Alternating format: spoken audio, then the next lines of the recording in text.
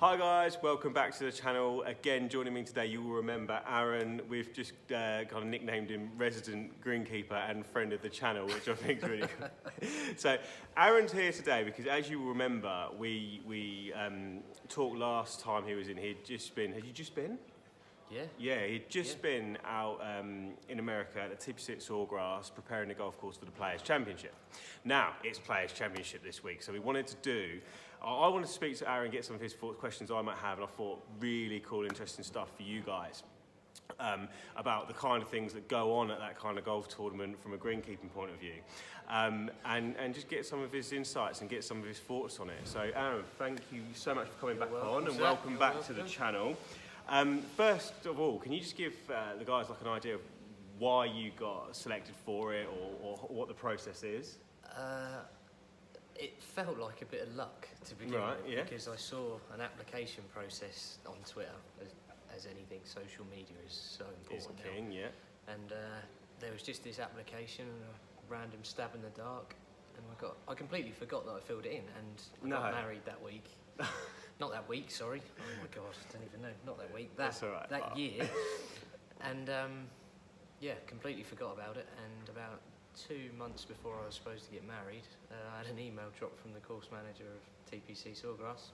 Want you to come to the Players. So yeah, a bit of luck, but I had to send my CV and stuff. So I got picked. Yeah, of course you did, absolutely, and rightfully so. And I mean, so what did it feel like when you first got to the golf course and all of a sudden you're walking on Sawgrass? Not just walking on Sawgrass, because I know anyone can play it, but like walking on Sawgrass the week before the Players. The anticipation is too much, to be fair, because when you meet on the Sunday, you don't actually go to the golf course itself, even though you're at the golf course. So coming to the meeting, knowing what you was about to expect, was sometimes even worse, because you're talking to everybody about the golf course and everybody who works on the golf course, but they don't let you see it until the next day. Right. Is that the Sunday Before. The Sunday before the Thursday, or the before that? No, the Sunday before the Okay, Thursday. so you get there kind of like 4 days in advance. Yeah, so we get there on the Saturday, have a chat, and then we see the golf course Sunday. Right. As such. How many of you were there? How many greenkeepers? 180. 180 greenkeepers. Yes. That's insane. How many greenkeepers do they have on the day today? They've just upgraded for this year to 121. Okay, so they have 121 greenkeepers on site. For 36 holes. For 36 holes. Yes. Oh, well, that's all right. yeah, that's all right. Yeah, it's all right. Right, there's a couple more than we have here. Yeah, That's absolutely insane, isn't it? So you get there on a Sunday. Yep. What's expected of you? Like, how do you find out what your role is?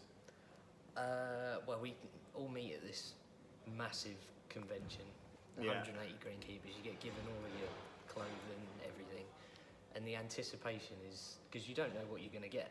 No. And Lucas, who's the second in command there, stands up on this big sort of presidential thing. You think, oh my God. All very American. Yeah, and it's, we welcome you to the Players, this, that and the other. Yeah. And then, your name just appears on this list, and you're dreading whether it's greens, because you don't want to cut the 70. You don't want to be the guy that puts the mower mega in the water. pressure. Yeah.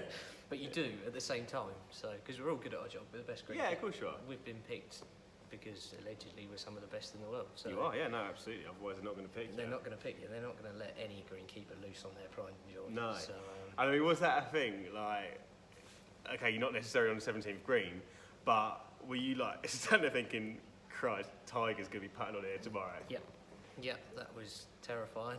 But it's not so much that, because we're all good at our jobs. Yeah, of course. But you don't want to be the guy that makes the first mistake when the TV cameras are rolling, because in what we do, grass takes a little while to grow back. So if you're that guy that makes that, or girl, there were several women there. Yeah.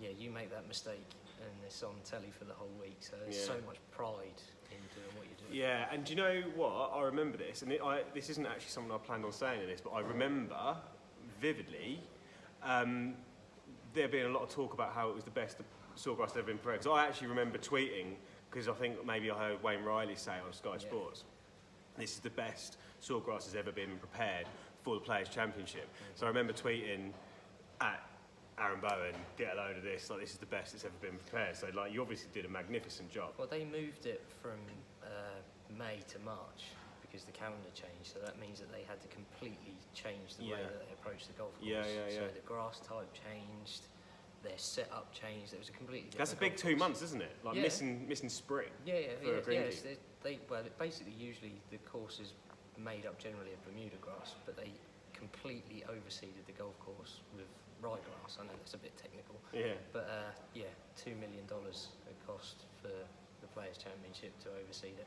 Unreal. And that was the first time that the people in charge had ever done it that time of year, so it was all a little bit of a learning experience. So yeah, unbelievable. So were there any things that jumped out at you as particularly different to A, being in this country, but B, being at, for want of a better phrase, I mean, you're a greenkeeper at a great golf course, but a normal golf course. So we assume you're at a normal golf course most of the time, and what do they do differently to what maybe we are used to here? And It's everything differently in a nutshell, but it's the expectation versus reality that yeah, really struck me. I mean, I come from a golfing background, playing golf just as much as you do, yeah, and I was a golfer before I was a greenkeeper. yeah, absolutely. And you beat me last time we were together, which is why we're doing this sitting down inside. And Couldn't risk a 2-0. but the expectation of the club golfer is always of what they see on the telly. Yeah, And I was exactly the same. Being Masters Week, I wanted the greens at the golf course I played to be as good as the Masters. yeah, And moving into becoming a greenkeeper and then going to a tournament of the calibre of the players, you don't see the 180 greenkeepers, you don't see the unlimited budget, no, and they're peaking their golf course for 2 weeks of the year, yeah. whereas the normal golf course that you and I play on a regular You're basis. trying to get it all good. Yeah, but it's a year-round thing. Yeah. So the expectation versus reality thing was something that.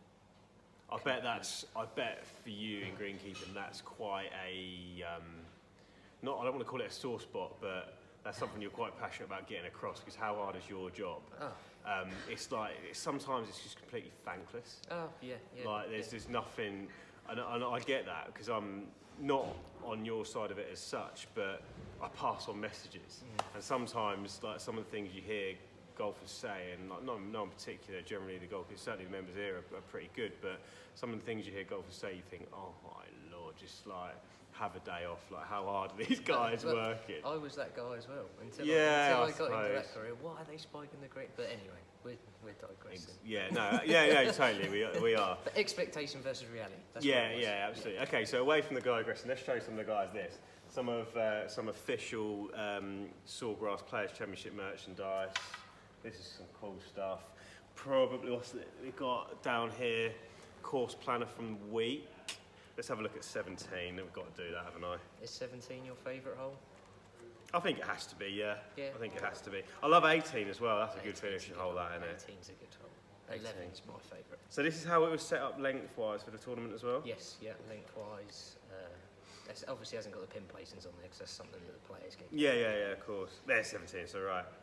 137 off the back tee. Obviously, they move that around for the players every day, but 137. That green looks smaller there. Let me see if I can just show. That green is tiny. That green is tiny, isn't it? You watch it, the green looks bigger than that, Yeah. doesn't it, on the telly? Well, And you think, how do they keep missing it? I was quite fortunate on the Monday. It's a no patrons day, so it's literally the green staff and the players. Wow, yeah. And I walked a few holes with a few of my friends, Jason Day, and we got to the 17th, and we're standing at the back of the 17th tee, and he said to his caddy, how much has he got to take off his pitching wedge from 147 to hit it pin high? Right. That's a different, pitching wedge, 147 yards, and he said he needs to take about 10% off it. So that's what them guys are hitting into. Yeah, and a lot of them are missing that green as Yeah, well, aren't they? yeah. There's so many balls It's going in that water. hard. You can't comprehend wind direction. You have nothing because Yeah. the stadium, if you can see it on there, the stadiums go all the way round here. Right, oh Christ. So the wind direction, Do you know how many balls go in that water every year? no. But Not I know, at the tournament, just... I know in somebody general. makes £2 million a year taking lake balls out of that lake. Do Or they $2 really? million. Yeah. How do we get that job? He's a guy on YouTube. Yeah, he literally dives for golf balls every day at Sawgrass. He makes like $2 million a year. That's a legend. What a good idea that is. Give me scuba gear. That's really cool. So you got like this is. Oh, sorry, I need pulling that apart. No. That's from who? That's a handwritten letter to Aaron after he finished. That's from Jeff Plotz. So Jeff Plotz is the director of agronomy, so he is the top guy at TPC Sawgrass, and he used to be the top guy at TPC Scottsdale as well. Right. So he knows So a thing a or two about golf courses. well-decorated man in and there you all are. And that's all 180 of us. Pause the screen, spot Aaron to win a special prize. And probably the best thing you bought here today, just so you know, guys, that is the genuine one. Off the 15th hole from the Players' Championship 2019. Piece of history, that's unbelievable. You gotta get that framed. It was. You took it out of the frame for today? I unframed it for Cardi Golf. Cardi Golf fans, how lucky are we? That has been taken out of a frame for us to see. Mate, that is absolutely unreal. Right, so coming away from the Players just for a second, what's next? I'm going to be a busy boy. Busy boy. Well, I've been approached to and am going to Winged Foot for the 2020 US Open. So we're adding a major We're adding a to the list of major. greenkeeping honours. Yes, this guy is going But out I couldn't do it without the network that I've gained from this. great, Yeah, totally. great friends, experience. Yeah, it's a lifelong dream. Yeah, oh, totally. That's absolutely unbelievable. Going out to do the US Open. And I mean, so I think young greenkeepers can take from that. You know, put yourself forward to do these things and look where it can get you. It's like Aaron just applied on Twitter to go and do the Players, and all of a sudden he's going to do the US Open. I'm starting to travel the world doing the thing I love. So Yeah. yeah. Absolutely unbelievable, and congratulations to you. You deserve it so much. Cheers. What I want to finish this with is a couple of tips from a man who knows the golf courses better than anyone else I could possibly get on this channel. We're not suggesting you go and gamble on this, and if you do, please do it responsibly. But who's going to win the Players first of all? Current form. Current form. Rory McIlroy. Rory's going to win the Players. Yeah, I can't see. What's his form like at Sawgrass? Average, Right. but obviously coming off last year's win, Yeah. and well, Just got to hold it together for 3 rounds. yeah, hasn't on his day, he's formidable. So for me, Rory McIlroy outside. he? Who won it last year? Rory McIlroy. Did he? Yeah, Don't remember that. I think. I was So when I said, I'm shocking at that. Oh, my memory for golf tournaments is horrific. Yeah, Like, I no, couldn't but- tell you who won the 4 majors last year if I tried, even though I'd have watched them all. I have a complete mind blank for that stuff. So, again, great prep from me. But outside shot for the Players, Xander Schauffele. yeah, he's quality, isn't he? Just Yeah, he's good. phenomenal. He was the most impressive guy that I saw. Yeah, Rory won it last year. Yeah, he did. He did. And there's me going, what's his form like in it? how about one? win? pretty solid. Okay, so Rory's going to go back to back in the Players. You heard it here first.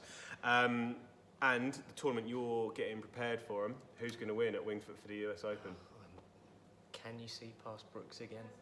So 3, maybe not. But yeah, I mean, I did my picks on the channel about 3 weeks ago, and I picked Brooks. Yeah, I can't see, but he's formidable in the majors. He just makes sure that he always. Especially picks. in that tournament, he's just a beast, isn't he? And they're going to make that. Well, they're going to make that. You're going to make I that. can't take any credit. No. You are going to be part of the team that make that so hard. Yeah. Rough's going to be long. Greens are going to be firm. Green's going to be first. So you're Wind going to will be need up. a guy who hits it miles, but also hits it Straight. so hard out of the rough, Yeah. and can get the ball coming in from such an angle that Yeah. it's not going to kind of go off again. It's Brooks' perfect setup. You're going to make sure of hit that. it far, hit it far, gouge it close, a couple of butts. Try Rory it. and Brooks. Rory and Brooks. Okay, we're going Rory and we're going Brooks. Heard it here first. Do the double. Please get more responsibly. Aaron, thank you so much for coming back on the channel. It's All the always best, great sir. to see you. All the best. And for you guys, see you next week. Hello everyone, you're watching Cardi Golf. Welcome to my YouTube channel.